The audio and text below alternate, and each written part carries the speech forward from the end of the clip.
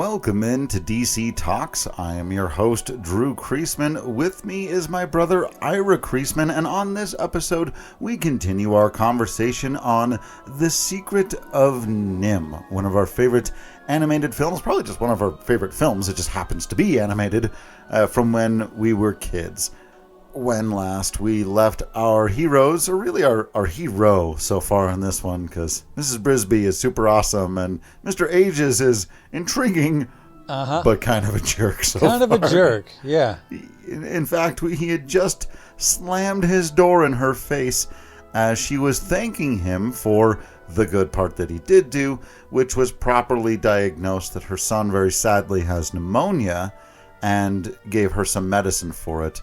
But also setting up the central dilemma of the movie, or one of the main central dilemmas of the movie, which is that Mrs. Brisby now has to keep her son still, and moving day is coming up.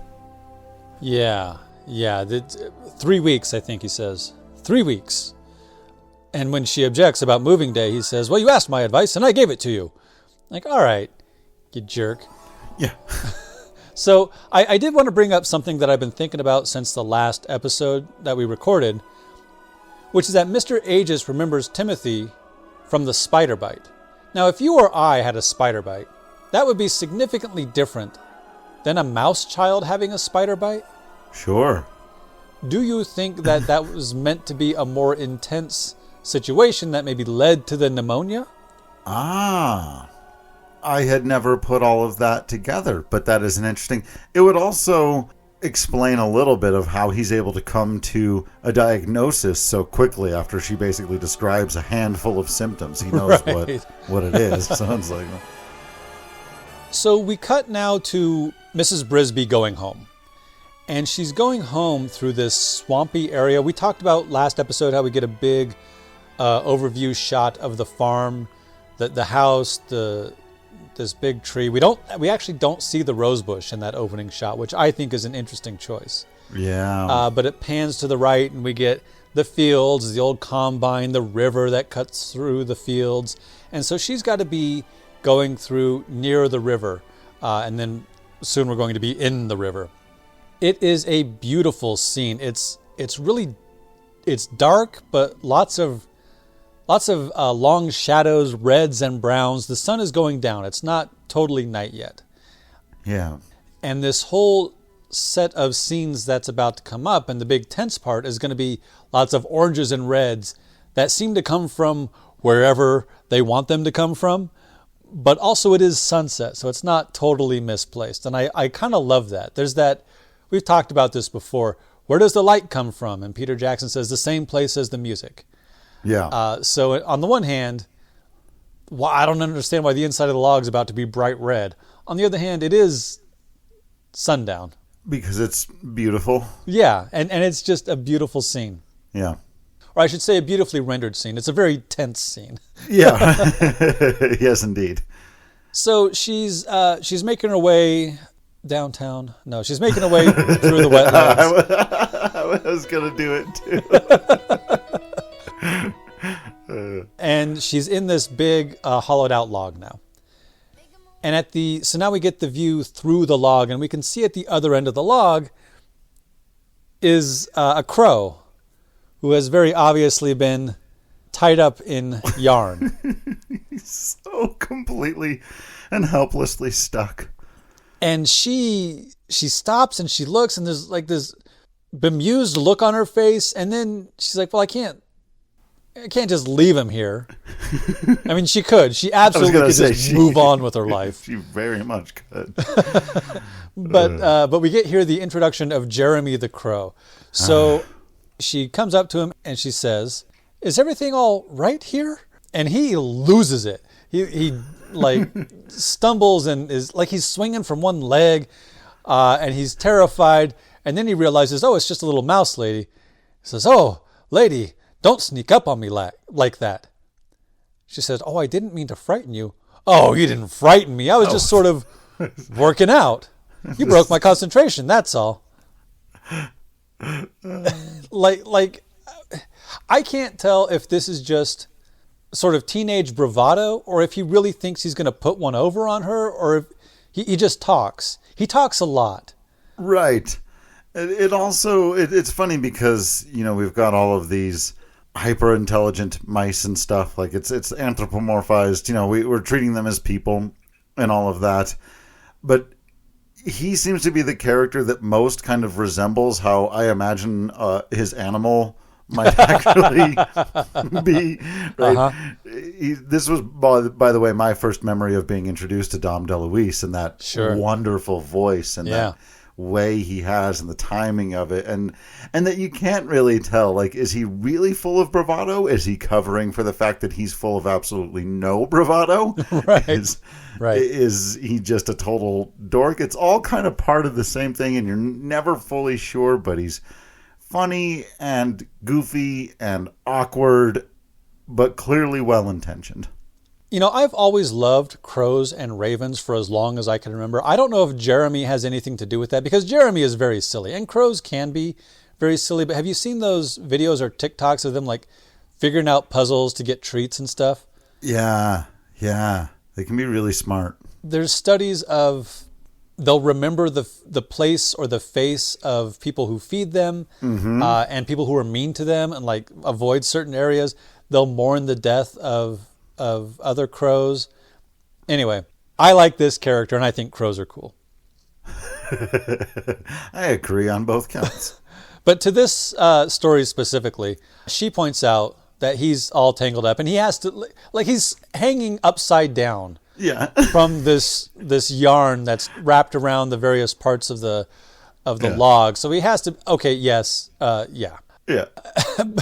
And so he explains, I'm really after this terrific string. I'm working on a love nest for two. You know what I mean? You know what I mean. And she's kind of charmed by it, at least a little bit. Like, she's not, she's not just totally fed up with him immediately. She has this way of, like, chuckling as she's calling him weird or calling him out or like helping him, and she's rolling her eyes at him while chuckling at him at the same time. Right. Like, it's great. So what she says is, "Oh, I see. You have a girl." And just the look she gives him, as an adult. Yeah. Like, as a kid, I thought she was kind of making fun of him. Oh, you have a crush. You have a girlfriend. Yeah. Now I wonder if she's a recent widow. Yeah, is she flirting. Remembering? Oh, you think she's flirting with with Jeremy? Oh, yeah. Oh, interesting. I thought she was remembering Jonathan. Oh, that's sweeter. That's nicer. And so she's, like, remembering what it's like to be young and having a crush and falling in love. Yeah, I guess that's kind of what I mean. Like the lightest of flirting. Not like a she wants to hook up with Jeremy kind of thing. But yeah, no, like made me laugh. And I'm going to play with them. Sure. Type of flirting. Sure, okay. You know what I mean? Yeah, that kind of... A teasing in a way. That's probably a better word for it. She's teasing him, but in a way where I think you're right. She thinks, gosh, I haven't laughed in a while. And it's funny because that's also what Jeremy is kind of doing for the story. As we talked about last episode, it's very dark opening, and it begins with this old, decrepit rat talking about his friend dying and this woman becoming an orphan. And then we've got this really sad scene where we learn about this kid being sick. And so now we get to a goofy character who's going to make us smile and laugh and remember that life can be joyous and weird. Sure. Yeah. And she can help out. Like, she starts trying to untie the knots and untangle things. Right. As presumably she used to take care of her husband, as wives have a tendency to know how to do better than they can take care of themselves. So Jeremy explains, well, no, I don't have a girl yet. I haven't found Miss Right yet. But when I do, the whole world will hear us singing. Yep, that's one of those lines. It's just I was like, he's gonna do it, right? Okay, good. So at this point, he's climbed up on top of the log, so he's not hanging and swinging. But as he does that, he falls backward into the river or into to this little pond by the river. Right. So he really is, if they were humans, I would picture her as an adult, not, maybe 30s, old enough to have 4 pretty young kids. And he's 17, maybe 18. Right. A young 20 maybe. Yeah. And so he's just so in his own head and his own... Yeah. All he wants is to meet a girl who will fall for him. And He's at that stage of life. Yeah, there's something charming about that, even if he is a total goon. Mm-hmm. So on the one hand, she's kind of charmed by him. On the other hand, she says, well, if you keep making all that noise, Dragon will hear you, if he hasn't already. And here's another example of the men in this story not listening to her. Uh-huh. Because he immediately goes to what he was talking about. I mean, wouldn't you sing too? I mean, if you felt the call of the wild. Easy, buddy. All Easy right, now. Jeremy. All right, fella. Take a breath. But yeah, it's almost as if she didn't say anything at all. Right. Now, she said dragon will hear you, and that doesn't mean a dragon. Right. I remember being very disappointed as a kid. I was like, there's going to be a dragon in this? Right on. It turns out dragon is the house cat. The name of the cat, which is such a great name for It's a fantastic. And like a big, terrifying cat, too. Now, it's also interesting to me from, again, getting back to that world building idea. The mice and the rats are intelligent. I don't know if they were intelligent before Nimh experimented on them and then they became more intelligent. Right. But the mice are also intelligent. We're going to meet a shrew who's intelligent. Jeremy's intelligent. Right. But Dragon the cat is a Dumb force as a of bag nature. Like, yeah. Dragon the cat is X-Death, right? Dragon the cat is the cloud of darkness. It's just a cat. He's not an intelligent cat. But we're going to meet another predator later, the great owl, who is definitely intelligent. Yeah. That's an interesting point. And we've had conversations on the Final Fantasy show about sometimes things don't have to be explained or make sense necessarily. Sure. It can just kind of be. But you're right. I hadn't really fully considered that until now. That, like, why is the cat... It's similar to your issue in a lot of the, like, dinosaur movies or even monster movies in general, where it's like, why are they so relentless in trying to eat these people? At some point, you can find an easier lunch. They can't be that hungry, right? Like, right. The dinosaur isn't evil. It's just hungry at worst. Right. And maybe, like, I could see the raptors wanting to get rid of the humans because they represent the biggest threat in the territory in Jurassic Park. Right. But T-Rex isn't that smart. No, the T-Rex is just eating. Yeah. All the time. Slow down and eat something that is running away in a truck. I don't know. But Dragon really does seem to have a, like, is this cat evil? Right. And why is the cat not intelligent? Right. But the mice are.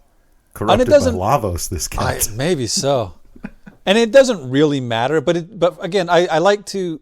We've talked about this before. Like I don't want to totally nitpick and be reductive, but I do like to think about the world building aspect. So why is it this way versus that way, even if it doesn't matter to the narrative or the themes? So she says, no, I would not sing if I knew there was a cat nearby. But she's out there somewhere, and when I find her, I'll feel it way down in my wishbone. And now he has heard her. What cat? Dragon. Wait a minute. His name is Dragon, and they called him that on purpose. Yeah. It's not because he's super cuddly. Right. God. Boys. And so she's like biting through the yarn and untangling and untying. He's doing nothing to help. Nothing. Yeah. Not a damn thing to help himself here.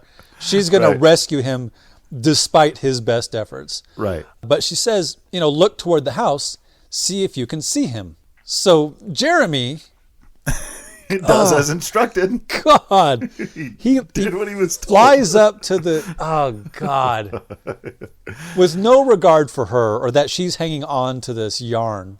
Yeah. And so there's this whole like comedy of errors where they're knocked off. She gasps and is knocked off her feet and tumbles and wood breaks and they're both fall and they're hanging there and they scramble back up onto the log. I've skipped ahead a little bit, but so we're gonna get there in just a second. But he says, she says he'll see you up for sure up there, and he goes, "Hey, there's a cat out there." All right. Why didn't somebody say something? Quiet. Does he see you? No. Yes. All right. She says, "Stay perfectly still," and he says, "No, everything's fine. He's headed right for us." Now she goes into like mom mode here. Don't panic. Fast or slow. Right? So she's trying to gain information so she can decide what to do next. Right. And he says medium.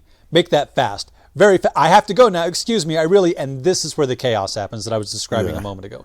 He tries to fly off, and there's the big tumbling around and falling, and they have to both climb back up on the log, and they sort of do that thing where you peek down over the lip of the log into the inside of it. And this is where the inside of the log is all deep in shadow.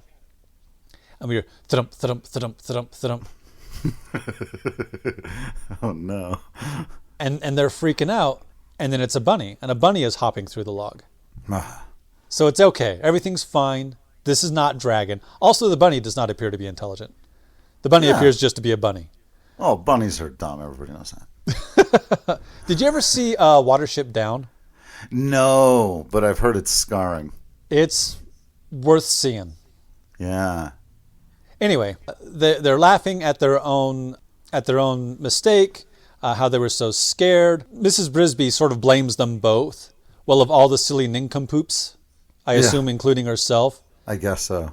And Jeremy says, "You should have seen yourself." All right, Jeremy. You should have seen yourself. You would still be tangled up if not for her. She cut those strings to set you free. So now she's telling him to keep quiet because there is still danger here. And he's still teasing her. "You were scared stiff. A rabbit. I knew it all along." So she's nearly got him free. And we cut back to the inside of that log, which was all sort of blue and shadows earlier, and now it's lit with that red light all of a sudden. Is that a metaphor? Is it the sunset? Is it both? Is it just because that's where the light's coming from? But now we get the shadow of a cat. This cat has been through stuff. This cat has seen a lot. He's fat. He's broad. He's thick. He's scruffy. He's got a scar over his left eye. Yeah, he's seen some things, some stuff too. Yeah, he's been in fights. Yeah. I like to think, headcanon, right, that he knows the great owl, and they've had more than one duel. Sure. And maybe that's why he's got a scar over one eye. Yeah, that's where he lost the eye. I like that. Or it was a flurkin, who he thought was a cat. I still haven't seen Secret Invasion or The Marvels. I haven't seen The Marvels yet either. Okay, I assume we should go Deuce at Christmas. Comes back. Yeah, maybe. All right, so now the cat really is coming. We thought it was a cat, it was a false alarm, now the cat's really coming. And we cut back to Brisby and Jeremy, and he says, "If I had actually been near a cat, I'd be sneezing my brains out. You see, I'm allergic to cat." So now he has a sneezing fit. And then we get to his catchphrase. "Excuse me, pardon me." Excuse me, pardon me. So good. And the cat sort of, Dragon the cat, pulls himself up to face off against Jeremy and Mrs. Brisby. And he basically roars. House cats do not roar, no matter what they think. Right?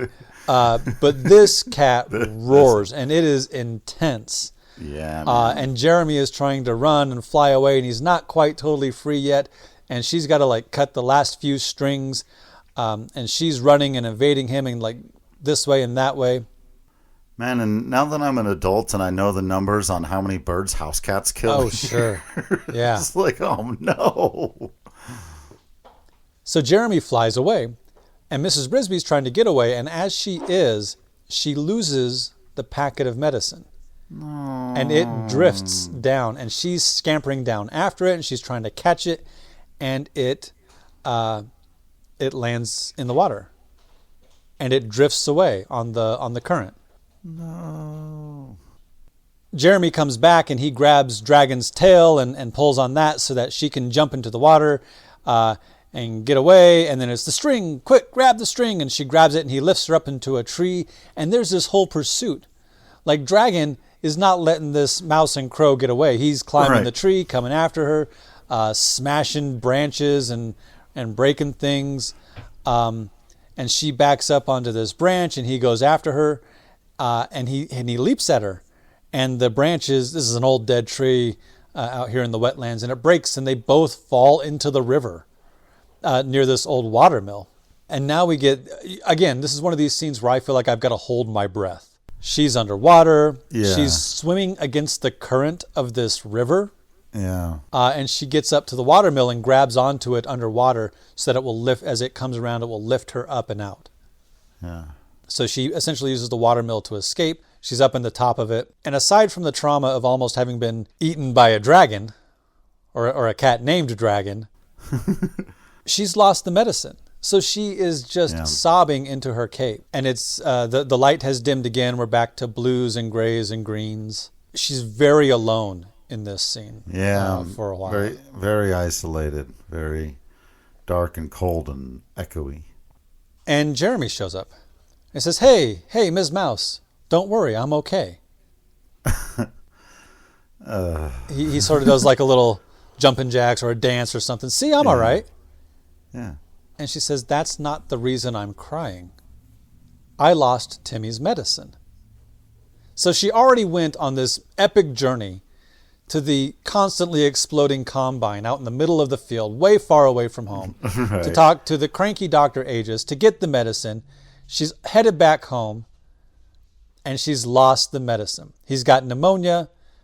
You can die from it, Mr. Aegis said. Yeah. Jeremy says, don't cry. I hate to see a woman cry. Hey, was I great or was I great? Did you see me out there? What are you doing? Yeah. What are you doing? It's the only way he knows how to cheer her up. Right. And she, again, they're talking past each other.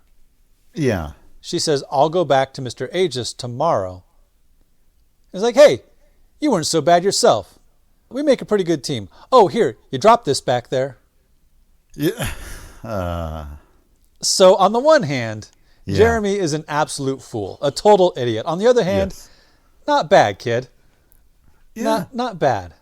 He went and picked up the thing that she dropped. He had no idea what it was, and he couldn't put two and two together because he's an real idiot. Dumb.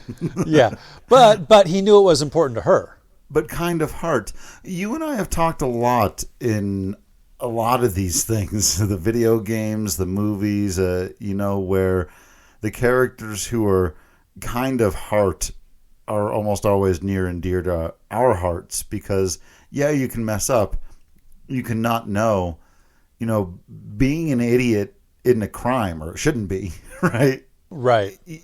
Sometimes it's not your fault that you don't know, depending on what options have been available to you to educate yourself. But, being generally mean-spirited is a choice. And what's great about this is it's like, he had no idea how much he was helping. He just like, oh, here's your thing. And it turns out to be the most important thing to her. And it just, it's great. But he's still got some of that bravado because he's like, she says, oh, that you found it. That's Timmy's medicine. And he's still bragging about how he fought off the cat. And to be clear, he did pull Dragon's tail. It's not like he did nothing. Right. And he did get her up the tree. Yeah. He's like, nobody messes with Jeremy, old boy. Nobody.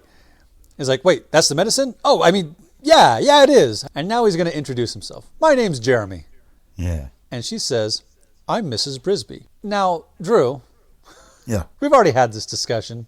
Yes. But it strikes me that she refers even to herself as Mrs. Brisby. Right. What? Yeah. I find that really interesting. There's another version of this that people do in real life that I find a bit odd every time I hear it. And it's doctors do it and people in the military do it. So you'll hear somebody say, my name is Sergeant Michael Thomas. And it's like, but your name isn't Sergeant. Right. Oh, interesting. Yeah. Right. And then I've heard a lot of, well, my name is Dr. Lane Jagarnigans. I was better with the first made-up name. Right, yeah. That was a Katawaki. Yeah, Katawaki. Right? And so, but usually they'll still give you their names. But I have heard people say, my name is Sergeant Martinez. Well, as teachers especially, we do this too. Yeah. Yes, you people. Though I don't call myself Mr. Kreisman, and a lot of my students don't either. And I've kind of gotten away with it, and I'm not entirely sure how. It's been 12 years in this specific job, 15 in education. When I was a substitute, I got Mr. C a lot, but I was always, I would write my full name on the board, Ira Kreisman, and then I would, good morning, my name is Ira Kreisman.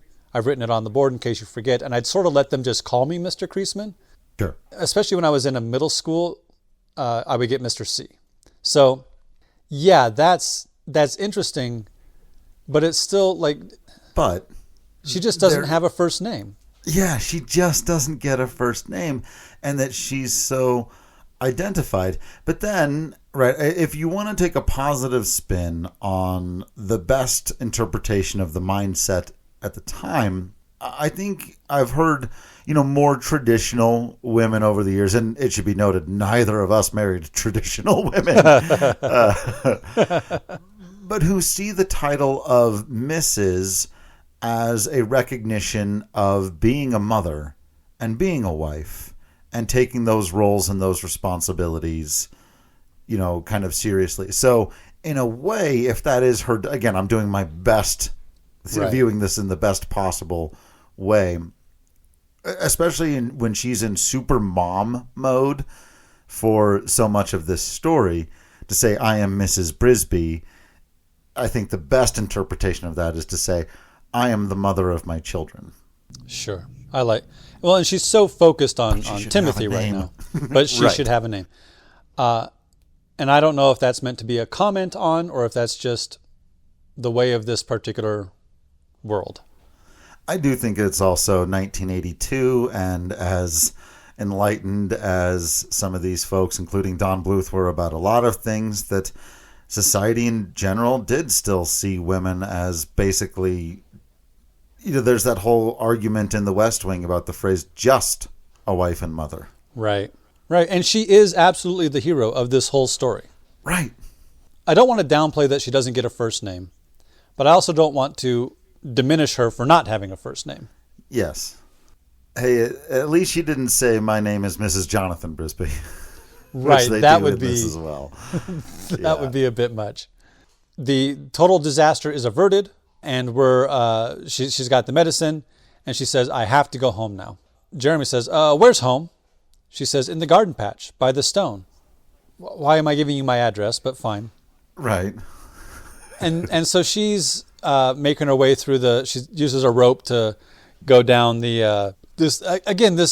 some of this stuff here on this farm has been here a long time. This mill still moves, but I don't think it's used. It's fallen apart. So she uses the rope to sort of counterweight her way down this little bit of a shaft, and he says, "Do you like me?" What? Right. Yeah. So I don't think Jeremy's trying to ask her out on a date, but I do think he's trying to be a little bit self-aware, or gain some awareness outside of his self, because it seems like almost like he's asking for advice. Right. Like what he's really asking is, am I likable? Right. Particularly from a woman's perspective. Right. How many women did... It seems like this may have been the first time he's ever talked to a girl. Right. Except his mother. Right. So she says, of course I like you. And he says, no, I mean, you don't think I'm clumsy or anything. And then he tries to do the same thing she did with the rope to go down, and he just pulls the whole thing down, falls through the hole. You don't think I'm clumsy or anything. Pratfall. Perfect. Exactly correct. Yeah. She goes, no. Oh, why? Why would you say that? I can't imagine why you would say that, Jeremy. She says, well, if you are going to feather a nest, you've got a lot to learn about how to treat a lady. And he recognizes, when you're right, and you're right. None of the girls I meet want to get serious. And she says, and I think this is one of the best lines in the movie, I doubt they'd survive. I doubt they'd survive. Oh my God. And in a way, so on the one hand, she's quick. She's not a dope. That's clever. She's nobody's fool.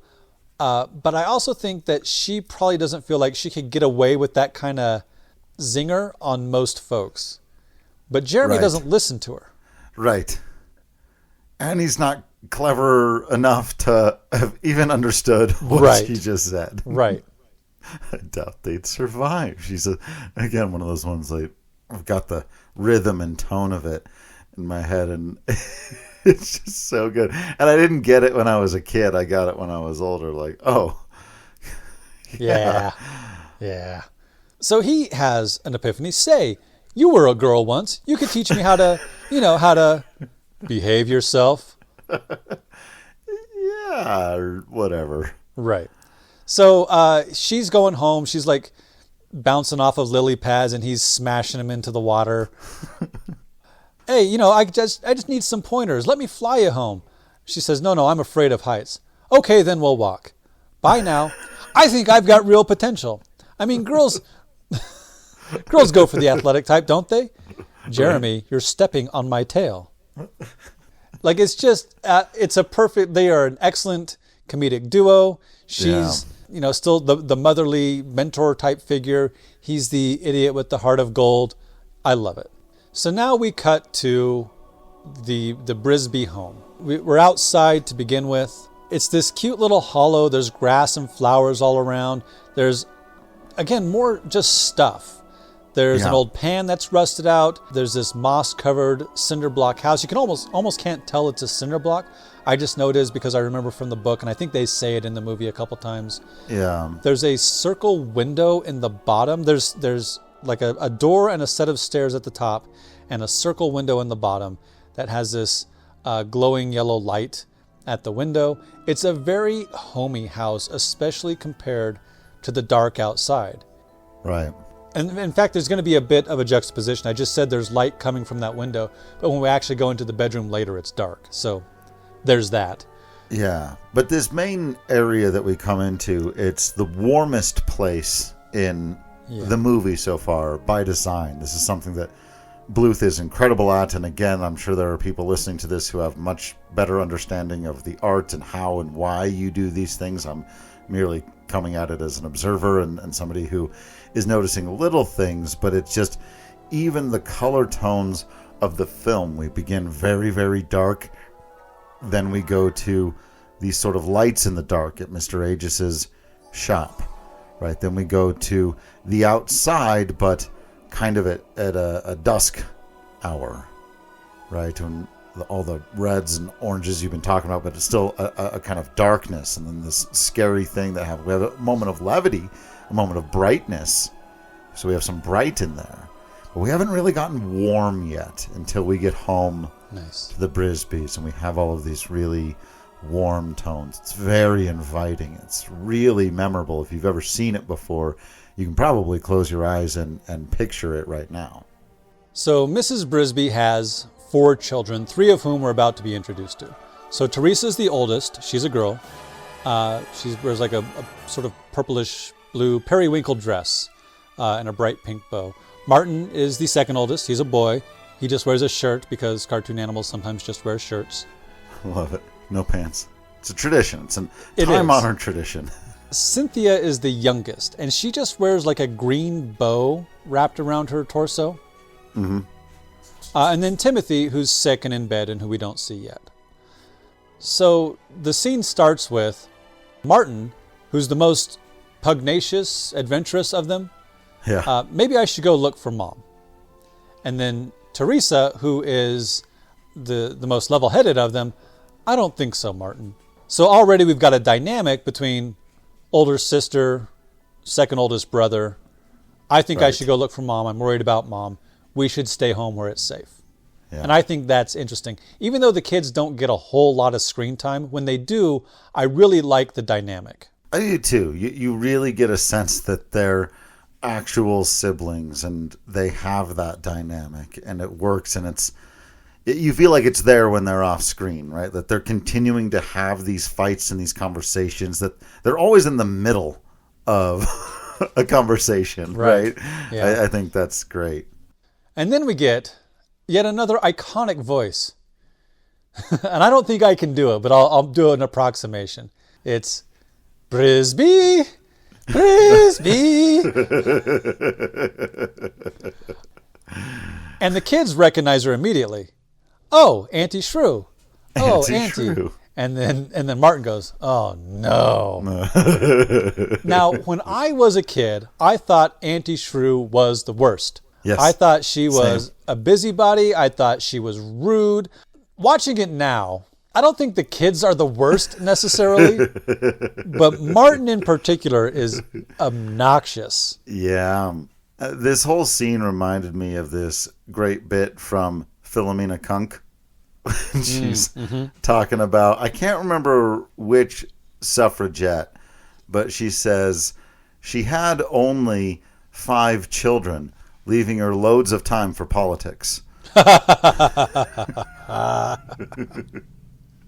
and this whole scene with all of the chaos, and it's like, yeah, the kids are being a little bit obnoxious. Teresa's kind of like trying to help. She's such a diplomat through this whole thing, young Shannon Doherty. And, you know, Mrs. Brisby's got her whole dynamic, and Auntie Shrew is clearly back to like lived-in relationships and being in the middle of the conversation. This is not the first time she's done this, and like there may have been other times where the other kids were more or less obnoxious, you know? Right. So how are the dogs doing? Do they want to be on the podcast? So Auntie Shrew is a shrew who is intelligent again, and she's coming around to warn people that moving day is upon us. Now, Teresa is worried that she'll wake up Timothy, and Martin just doesn't like her. She says, why is she always coming around here, poking her nose where it's not wanted? And she comes in, and she's got like this giant scarf. Yeah. She just sort of assumes that Teresa's going to take the scarf and like dumps the whole thing on her, and Teresa collapses under the weight of the scarf. Mm-hmm. And she really does sort of take this, I'm important, I can do what I want, I can just come in attitude. So she's not great. Right. But she is performing a necessary service. Right. So she says, and again, she doesn't listen. Thank you, child, I must speak with your mother. And she goes on, why me? That I alone should be responsible for the welfare of the entire field is monstrous. Brisby! It's like, now, hang on, look. So it is important, but she's also very self-important. Yeah. So they try to explain Mother isn't here. Cynthia, the little one, like pulls on her skirt or something. Auntie Shrew, Timmy's sick. And she doesn't listen. Cynthia, dearest, don't pull me.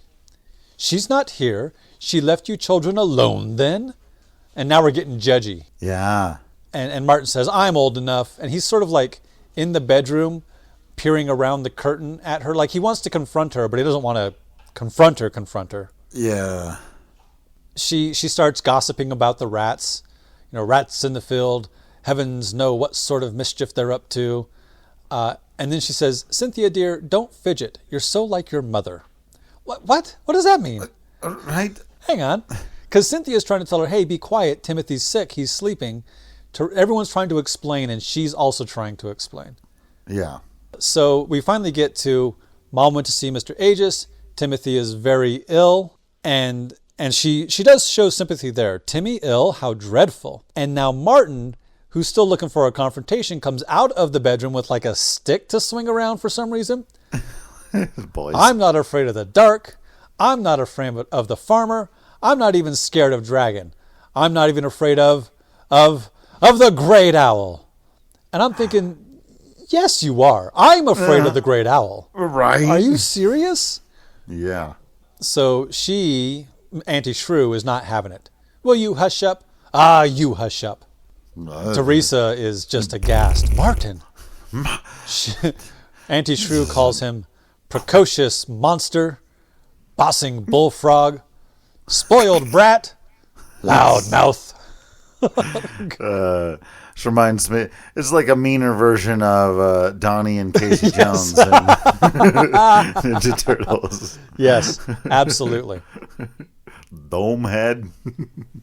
So Auntie Shrew's had enough, and I can't blame her. I would be exasperated too, but you and I have talked before, and I think one of the central themes of all Don Bluth movies, meta themes, not always contextual, but in this maybe a little bit, is that you got to trust kids a little more. You got to listen to kids a little more. Yes. You've got to recognize that they can handle big things, and sometimes they have big, important things to tell you. And the mistake that not just Auntie Shrew, but lots of adults make, especially if they do have something really important to do, really important to say, and then a kid says, well, I've got something important to say, we automatically assume, well, it couldn't possibly be as important as my very adult thing. Right. And in this case, they're both very important, related things. And if they could just be better at communicating with each other, if we tried to communicate with kids, not always as equals, right? Because there is a difference there, but still, I think you've got to be able to trust that, listen to them, at the very least, listen to them. And so, yeah, that's we could have gotten a little closer to quicker to the truth without so much drama. Right. If she'd have just been willing to listen to the kids a little bit. And Martin would probably like her better. Right. Now, I think it's interesting that you say that one of the running themes through these movies is that we should listen to children more. And we've talked a lot about how Mr. Aegis was not listening to Mrs. Brisby. Does Mr. Aegis treat her like a child? Yeah, right. And does society often try to treat women like children? Ugh. And, Yeah. Congress Oh, God. try to, Yeah. Well, I'll just say that word, I guess, and leave it there. Walk back over to the movie. So Auntie Shrew's going to leave. I really like this line. I didn't understand it as a kid, but she's going to take a major, she's going to burn Martin. She says, cast not pearls before swine, I always say, and that includes impudent piglets, which is a hell of a burn. Yeah. Like, damn, she went to promo school. So there's a pratfall here. Her scarf gets caught on something and she tumbles down the stairs. And then the little kids can laugh because she was being kind of mean to little kids, and so we want to see her fall. Yeah, but probably not down the stairs. That's kind of rough. No, right. It could have been, it's a Don Bluth movie, so it's violent. Right. Dark and violent pratfall. So Mrs. Brisby shows up. She apologizes. Please come back. Auntie Shrew goes up the stairs and is leaving. She says, no, please come back in. And she says, I just have one thing to say. That child is a brat. And she's not wrong, pointing out Martin. Right. But also she is too, so whatever. Yeah. If I was Mrs. Brisby, I would just say, yeah, I know, but whatever. He's my brat. So. Yeah. It's like when my cats are misbehaving. Yeah, but they're my cats. Yeah, right. I know he's being a brat. I've got one. I got a puppy right now. It's being a brat. We use that precise word to describe him fairly regularly. He's being a brat. Auntie Shrew finally gets to the point. I have come here to inform you that the frost is off the ground and moving day is at hand. Prepare to move your very, very odd family. Good day. So they're the odd family. They're the peculiar ones. They're the strange ones. Right. And as she leaves, she continues to gossip and rant. You never know what might be lurking about out here, what with the rats and all, and sort of fades off. So what Mrs. Brisby says next is, well, children, now you've done it. So on the one hand, no, they haven't. They have nothing to do with the frost being off the ground or that Timothy is ill. But they have sort of driven off the head of the HOA. that it just came to me that she's like the busybody of the neighborhood. She's the one who runs the neighborhood. Totally. Yeah. But we do sort of need her help. And she's going to have a tremendously heroic moment here in a few scenes. Yeah. So I don't want to totally dump on Auntie Shrew. So she does say the shrew means well, she only wants to help. And Martin apologizes. It's a little late, but he does apologize. Yeah. Again, this is a very homey scene, and it's about to be, we had our sort of moment of levity, but then the news is delivered. Moving day is at hand. I think it's nice that there's already tea or broth on the hearth, because she's able to sort of gently scold her children while making the medicine for Timmy. Yeah. And we start getting the song. She's making the tea, and Cynthia, the youngest, says, "Is Timmy gonna die?"